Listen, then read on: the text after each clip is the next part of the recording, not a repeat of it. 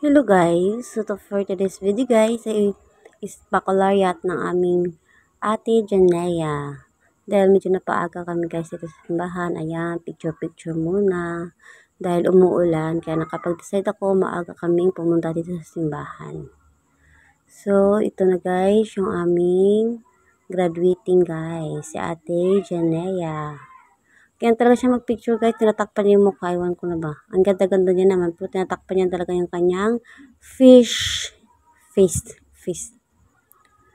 So, ito naman guys, sa mga kaklase niya, yan, pumapila na sila, dahil mag-marcha na sila papunta sa mga upuan. So, dahil nga hindi pa nagsisimula, siyempre bida-bida muna kami mga nanay, picture muna, bago magsimula ang program. So, ito na talaga guys yung ating maibigay sa ating mga anak. Suporta pag may mga program silang ganito. So, dapat nandiyan talaga tayo sa tabi nila. So, ito guys, nagsisimula na to guys. Bawal na talaga mag-video dahil nga dito sa walang ibang moment hindi namin nakaka-capture. So, ito ay patapos na guys yung misa. Magpipictorial na lang bawat class. Bawat class advisor ay magpipictorial.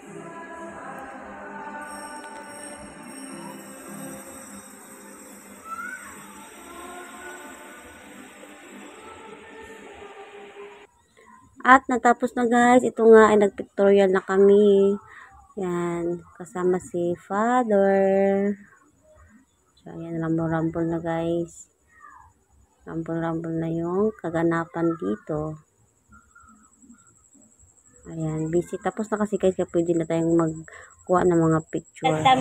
After ng simba, ayan, pinakain na namin yung graduating. Siyempre ang mother, kakain din. Okay guys, yun lang. Thank you guys for watching. Bye-bye.